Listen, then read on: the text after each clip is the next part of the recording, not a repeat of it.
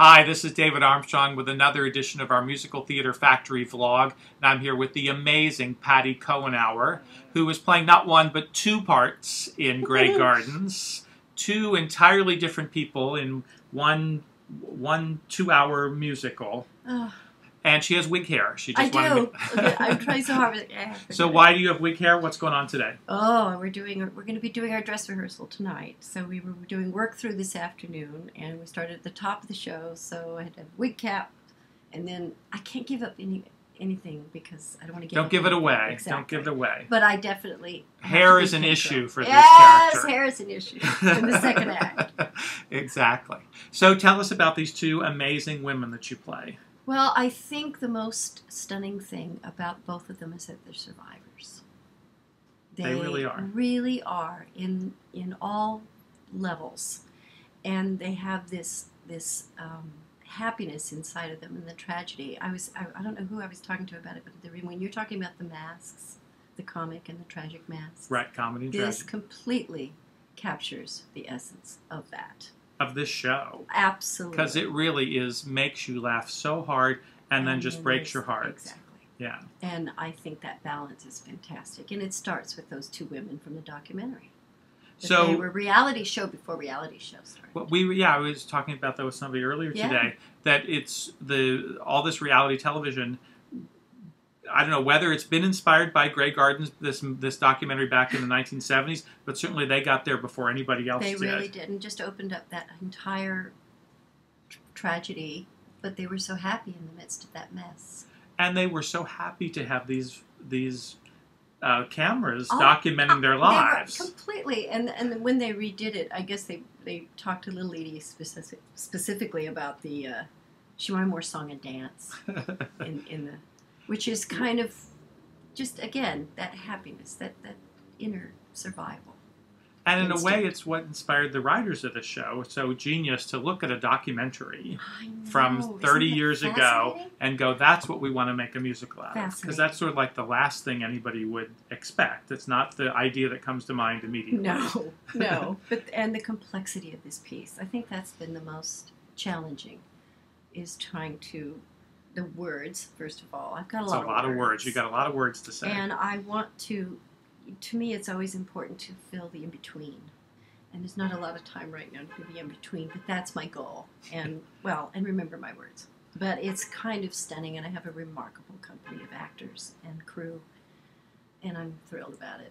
It's an amazing... I mean, look who you get to share the stage with. Talk about your co-stars. Susie Hunt. Susie Hunt, who plays your mother. She plays Edith. And talk about that, because you both play Big Edy. Yes. You play Big Edy in the first act, and she plays Big Edy in the second act. Yes. And did you have conversations about who Big Edy is together, or is she so different anyway? Has she changed so much over the years? I think she changed so much. I think the way I kind of went with Edith, and I think this is director Big Edy, who's remarkable as well, we kind of went with the spine, that very narcissistic, strong-willed, my way or the highway kind of woman. Mm-hmm. She just, and pushed people away because of her strength, about her theatricality, her over-the-top presentations as herself as a performer. So I think I kind of went with the theatricality, and I think Susie has picked up on that. We've discussed like certain gestures that she's going to mimic. That you echo. Exactly.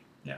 I mean, Big Edy is really this bohemian woman in a world that does not accept that. So doesn't allow it. And the men But she doesn't kowtow. No, and that's that spine. And I mean, ultimately that's what does her in to a certain extent, because exactly. she will not compromise. She won't compromise. And she protects her daughter. At the same time, we've discussed, because Little Edy, to get to her, is, I think what I really took from the documentary was her schizophrenia. She was a true schizophrenic and talked very matter-of-factly about her schizophrenia. And so when she gets spun up, her mother would know when this would happen. And so I think there was a protective part of her that didn't want her daughter, because mental illness was quite the badge of... Right. You know. And it wasn't like today, where people are now more open to it and accepting, and want to figure out how to address it. And can treat it with medicines. I mean, but that when Little Edy would spin up, I think it was that kind of that spine that kept things in control in the midst of so out of control. It's such a complex yin and yang. So I know it's very fresh. We haven't even gotten to the first dress rehearsal yet. What is your favorite moment in the show so far? Favorite moment in the show? My favorite song is Drift Away. Beautiful. I love that piece. It's just got this wonderful old-time quality that captured for that moment and era. That tends to be, maybe because I'm not singing it. This is a number that I'm not. Yeah, you're on stage. Yes, and I have two little lines to sing, but it's just, and I love Jerry Likes His Corn. Jerry Likes His Corn. I do. And again, another song you don't sing. That's what I can actually listen to. And you get to really appreciate it. Yes. Yeah, because you're there on stage for both those numbers. And of course, Another Winter is one of those, it's very crystalline and intimate and quite remarkable. That's your song that comes at the end of the play. Yes, so much. It's a gorgeous, gorgeous song. Yeah. But I like Drift Away. Drift Away is sort of a Noel Coward-y kind of, has echoes of Noel Coward. Yeah, it's very evocative. I love that sequence, too, where he's singing that to you. I know. I really enjoy that. It's just, I like that. Well, if you want to see Drift Away and Another Winter in a Summer Town and Jerry Likes His Corn, you need to come see Grey Gardens.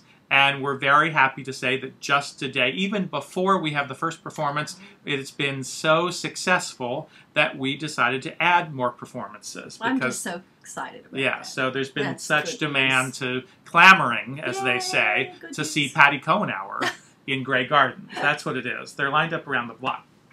All right. Patti, say goodbye. Bye, everybody. We'll see you at Grey Gardens. Thanks.